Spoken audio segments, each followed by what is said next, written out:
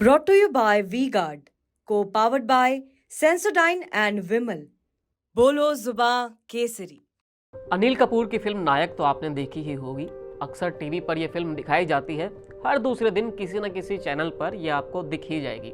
और कमाल तो यह है कि इतनी पुरानी फिल्म होने के बाद भी, कई बार देखने के बाद भी हम इसे देख ही लेते हैं, क्योंकि कहानी मज़ेदार है। कैसे एक बंदा 24 घंटे के लिए राज्य का मुख्यमंत्री बनता है। तब हर कोई मन में यही सोचता था कि यार मैं भी अगर सीएम बन जाऊं तो मज़ा आ जाए, फिर भले ही वो 24 घंटे के लिए ही क्यों ना हो। खैर, वो तो एक फिल्म थी, लेकिन शायद आपको मालूम ना हो, लेकिन ऐसा सच में भी हुआ है। वो भी उत्तर प्रदेश में, जब सिर्फ 31 घंटे के लिए एक नेता देश के सबसे बड़े प्रदेश का मुख्यमंत्री बन गया। हेलो नमस्ते, चुनावी किस्से में आज बात जगदम्बिका पाल की करते हैं। कैसे किस्मत और राजनीतिक जुगाड़बाजी ने उन्हें उत्तर प्रदेश का मुख्यमंत्री बना दिया। कैसे मायावती की एक चाल इस तरह काम कर गई कि बीजेपी की सरकार गिर गई।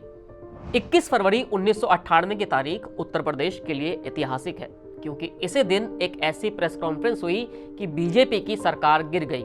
दरअसल ये वो दौर था जब यूपी में किसी पार्टी को पूर्ण बहुमत नहीं मिला था। 1996 में जब यूपी में चुनाव हुए तो बीजेपी सबसे बड़ी पार्टी बनकर सामने आई। बीजेपी को 174 सीटें मिली थी। दूसरे नंबर पर समाजवादी पार्टी थी, जिसे 110 सीटें मिली थी, और बसपा 67 सीटों के साथ नंबर 3 की पार्टी बनी थी।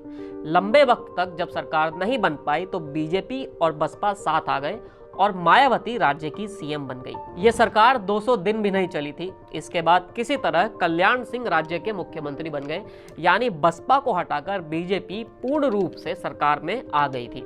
अब ये बात मायावती को पची नहीं, उन्हें गुस्सा आया और उन्होंने कल्याण सिंह की सरकार हटाने की ठान ली। अब 21 फरवरी 1998 वाली बात पर चलते हैं। मायावती ने एक प्रेस कॉन्फ्रेंस की और ऐलान किया कि हम कल्याण सिंह की सरकार गिराने जा रहे हैं। उनके पास बहुमत नहीं है और राज्यपाल को तुरंत सरकार को बर्खास्त कर देना चाहिए। मायावती ने जब बीजेपी सरकार गिराने की बात कही तो मुलायम सिंह यादव भी एक्शन में आ गए और उन्होंने भी कहा कि हम भी कल्याण सिंह की सरकार के खिलाफ जाएंगे। दोपहर को मायावती ने प्रेस कॉन्फ्रेंस की और शाम होते होते वो राज्यपाल रोमेश भंडारी के पास पहुंच गई। मायावती ने राज्यपाल को पर्चा थमाया और कहा कि बीजेपी की सरकार के पास बहुमत नहीं है, हमारे पास बहुमत है। मायावती ने जो दांव चला वो कमाल का था, क्योंकि उन्होंने अपने दल का नेता जगदम्बिका पाल को चुना था, जो उस वक्त कल्याण सिंह की सरकार में ही मंत्री थे, जिसे वो गिराने जा रही थी। कमाल तो ये भी है कि जगदम्बिका पाल तब बसपा का हिस्सा नहीं थे, बल्कि वो कांग्रेस से टूटकर बनी अखिल भारतीय लोकतांत्रिक कांग्रेस का हिस्सा थे। ये तारीख 21 फरवरी 1998 की थी। उस वक्त लोकसभा के चुनाव भी चल रहे थे। अगले ही दिन लखनऊ में वोट पड़ने थे। कल्याण सिंह तब कहीं प्रचार कर रहे थे। जब उन्हें खबर मिली कि राजधानी में ये सब हो गया है, तब वो तुरंत वहां पर वापस लौटे। शाम को कल्याण सिंह राज्यपाल रोमेश भंडारी के पास पहुंचे। उन्होंने कहा कि आप हमें बहुमत साबित करने का वक्त दीजिए, लेकिन वक्त नहीं मिला। वैसे इसका भी एक किस्सा है। दरअसल इस घटना से कुछ महीने पहले जब विधानसभा का सत्र चल रहा था, तब अंदर विपक्ष ने इतना हंगामा किया कि बवाल हो गया। एक दूसरे पर कुर्सी माइक फेंके जाने लगे। राज्यपाल काफी नाराज हुए, क्योंकि सदन में इस तरह का हंगामा नहीं होना चाहिए था। वो तो तभी इस सरकार को बर्खास्त करना चाहते थे, लेकिन केंद्र और राष्ट्रपति नहीं माने थे। लेकिन 6 महीने में चीजें काफी बदल गई थी।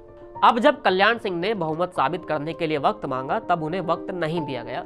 राज्यपाल महोदय ने कल्याण सिंह की सरकार को बर्खास्त किया। देर रात 10 बजे जगदम्बिका पाल ने मुख्यमंत्री पद की शपथ ली। राजभवन में जब शपथ हुई तब मायावती, कल्याण सिंह और बाकी तमाम नेता वहां पर ही मौजूद थे। देर रात को जगदम्बिका पाल ने शपथ ली और वो यूपी के 17वें मुख्यमंत्री बन गए। सुबह से शाम तक में ये क्या हो गया था, किसी को मालूम नहीं चल पाया था। सब लोकसभा के चुनाव प्रचार में व्यस्त थे और इतनी देर में विधानसभा में ये खेल हो गया था। ये सब कितनी जल्दबाजी में हो रहा था, इसका अंदाजा इसी बात से लग सकता है कि शपथ के बाद राजभवन में राष्ट्रगान भी नहीं बज पाया था। बीजेपी ने इसे ज्यादती बताया। अटल बिहारी वाजपेयी ने विरोध किया और धरना देने तक की नौबत आ गई। लेकिन ये तो राजनीतिक लड़ाई रही, जिसने बाद में कानूनी लड़ाई का रूप ले लिया।